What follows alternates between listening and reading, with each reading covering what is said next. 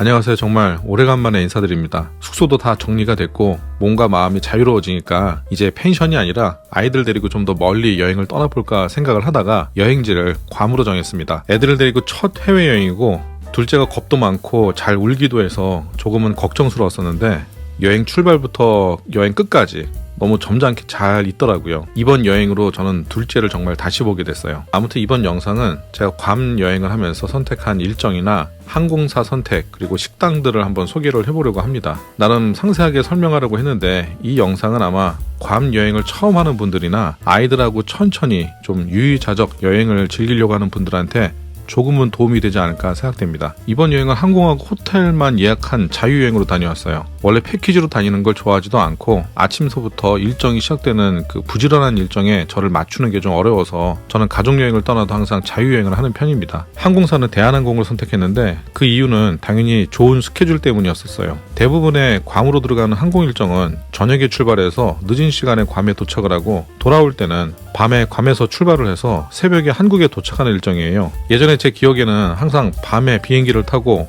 한국에 새벽에 도착을 하면은 그날은 아침서부터 계속 잠을 잔다든지 아니면 그 다음 날까지도 피로감이 계속 쌓이는 경우가 많았었어요. 그래서 이번 괌 여행은 대한항공으로 했고 아침에 9시 45분에 출발을 해서 괌에 3시쯤 도착하기 때문에 괌에서 오후 일정을 충분히 즐길 수가 있고 돌아올 때는 괌에서 오후 5시에 출발을 해서 인천에 8시 45분에 도착하기 때문에 집에 또 일찍 들어가서 푹 자고 다음날 바로 일과를 시작할 수가 있었기 때문에 저는 이 일정이 제 생각에는 제일 좋다고 생각을 했습니다. 멀미할까봐 긴장돼. 멀미 안 해.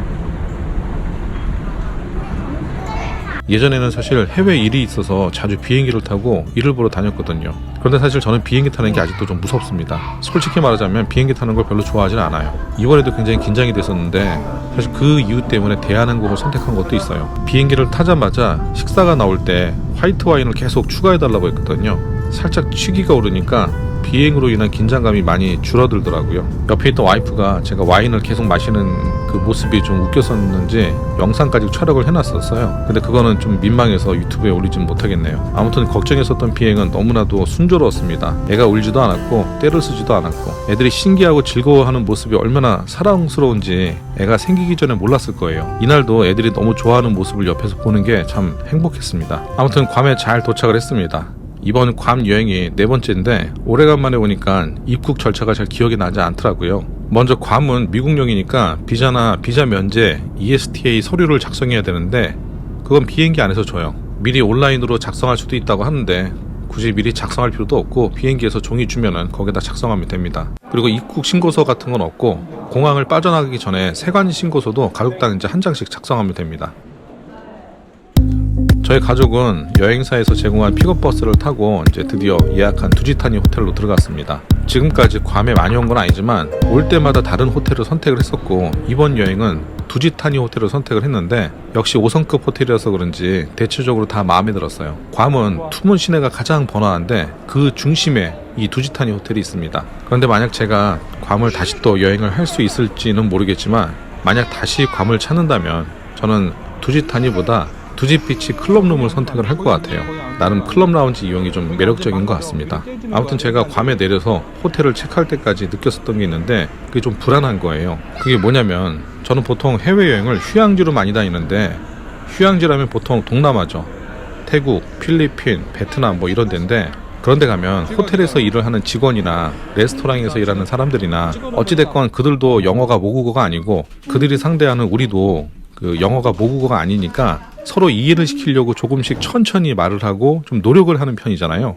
그러면서 이제 대화를 이어갑니다. 근데 여기는 미국령이고 다들 영어를 쓰니까 그 사람들은 우리가 영어를 잘하는 거라고 생각을 하는지 몰라도 그냥 네이티브 스피커가 사정 안 봐주고 그냥 막 영어를 쏟아내니까 순간순간 머리가 멍해질 때가 있더라고요. 물론 대화의 그 주제거리가 대단한 게 없으니까 결국엔 다 통하긴 하지만 그럴 땐 가끔 동남아가 좀 그립더라고요. 원래 예약하려던 디럭스룸은 예약이 다 차서 한 20만원 정도를 더 주고 오션 프런트 어쩌고 하는 그런 객실을 선택을 했는데 그 객실하고 일반 디럭스룸하고의 차이점은 층수의 높이 차이만 있을 뿐이고 객실 크기나 뭐 다른 컨디션은 모두 똑같다고 합니다. 퀸 사이즈 베드 2개가 있고 작은 발코니가 하나가 있고 욕실 전체가 방과 그 슬라이딩 도어 하나로 이제 나뉘어져 있어요. 욕조는 오픈되어 있고 좌변기가 있는 문은 통유리가 되어 있는데 이게 방음도 되지 않기 때문에 가족이 아닌 관계라면 꽤나 민망할 것 같아요. 우리 가족도 두지타니 호텔 화장실 때문에 참 많이 돈독해졌습니다. 객실 내부를 뭐 특별하게 디테일하게 소개할 게 별로 없어요.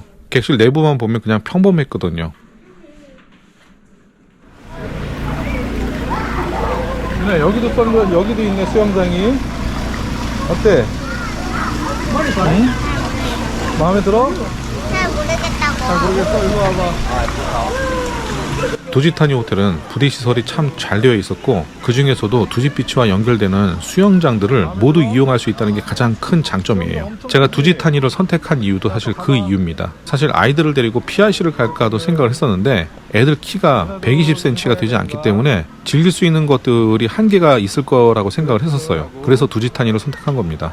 호텔 수영장은 호텔 1층을 통해서 들어갈 수가 있고 입구에서 팔찌를 받아야지 이용이 가능해요. 수영장 입구에 있는 직원한테 팔찌 입장권도 받고 비치 타월도 받고 구명조끼도 받을 수가 있어요. 예쁘게 만들어진 수영장은 바닷가하고 연결돼 있어서 바닷가를 오고 갈 수가 있는데 그 중간에 타시그릴이라는 좋은 식당도 있어요. 아무튼 두지타니 두지비치는 수영장과 비치를 오갈 수 있도록 연결되어 있고 비치와 연결된 그 분위기 좋은 식당과 카페가 한 3개 정도가 있어요. 그래서 하루 정도는 해변에서 식사를 하고 카페를 즐기고 해도 좋을 것 같습니다. 굳이 밖으로 나가지 않아도 하루 정도는 충분히 즐길 수가 있을 것 같아요. 저는 아이들이 있으니까 그렇게 해봤는데 참 여유롭고 좋았습니다. 한편으로는 이 돈으로 국내에서 호캉스를 해도 괜찮겠다 싶은 생각도 있었지만 아무튼 뭐 외국이니까 더 좋았겠죠. 호텔 내에 있는 식당 중 가장 먼저 소개할 곳이 아마 아쿠아가 될 거예요. 아쿠아는 호텔 3층에 있는 식당이고 세 방향이 큰 창으로 돼 있어서 경치가 참 좋아요. 워낙 바닷가를 탁 트인 상태로 바라볼 수가 있어서 비가 오는 날에도 멋지더라고요. 두지타니 호텔의 투숙객은 아쿠아 식당에서 조식을 하게 되는데 주말에는 아침 식사를 하게 되면 줄을 서게 되는 경우가 종종 있더라고요. 그 점이 조금은 아쉬웠어요. 그리고 5세 미만까지만 조식이 무료고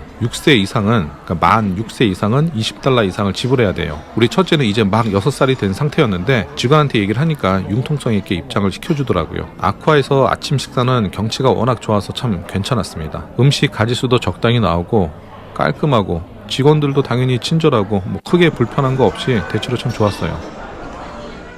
그리고 호텔에 머물면서 2번이나 이용한 타시그릴 레스토랑입니다. 여기는 역시 두지타니 호텔 내에 있고 수영장 바로 옆에 비치 바로 앞에 있는 식당이에요. 편하게 수영장이나 해변에서 시간을 보내다가 즐기기 좋은 식당이고 이 해변가 쪽 자리가 가장 좋습니다. 저는 여기를 2번이나 이용했는데 2번 다 해변가 자리를 달라고 해서 앉았었고 여기는 주로 호텔 투숙객들이 이용해서 그런지 웨이팅이 길거나 하지는 않았어요. 점심시간이나 저녁시간을 조금만 비껴나가게 되면은 해변가 자리를 충분히 앉을 수가 있습니다. 여기서 먹은 음식 중에서는 프라운 사태하고 그러니까 새우꼬치 그리고 치킨 윙이 가장 좋았었고 해변가를 바라보면서 마시는 맥주도 좋았습니다. 작은 맥주 3병 정도를 마셨던 것 같아요. 이렇게 사태 하나, 치킨 윙 하나 맥주 3병 해가지고 무조건 10만원이 넘어가더라고요. 괌은 레스토랑 물가가 꽤 높은 편이에요. 2-3명이 한 끼를 먹으면은 웬만하면 $100는 그냥 훌쩍 넘어갑니다. 그래도 여기는 두지타니 호텔에서 투숙을 한다면 한 번쯤 이용해 볼 만한 곳이라고 생각해요. 다음은 호텔 3층에 있는 소이 레스토랑을 이용했어요. 두지타니 호텔이 태국 브랜드의 호텔이고 그래서인지 호텔 내에 소이라는 태국식 고급 레스토랑이 있습니다.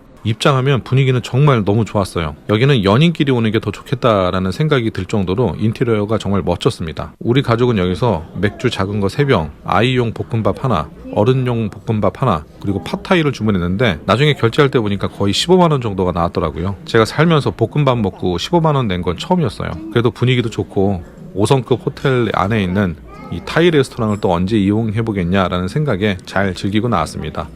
뭐 다음에 갈 일은 없겠지만 사실 두지타니 괌 호텔에는 알프레도 스테이크하우스가 있어요.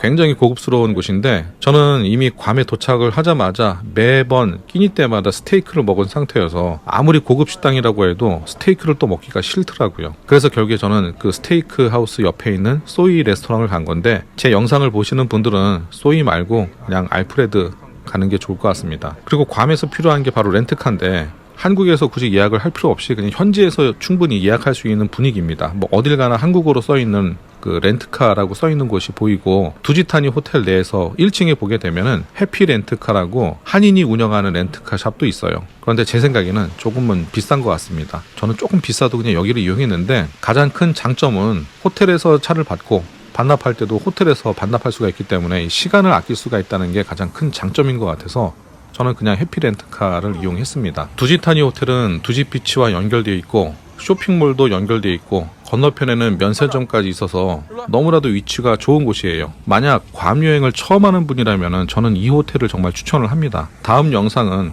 괌 식당에 관련된 영상이 될 텐데 오늘은 이 호텔 이용에 대한 영상으로 제 이야기를 마치도록 하겠습니다. 오늘도 긴 영상 시청해 주셔서 고맙습니다.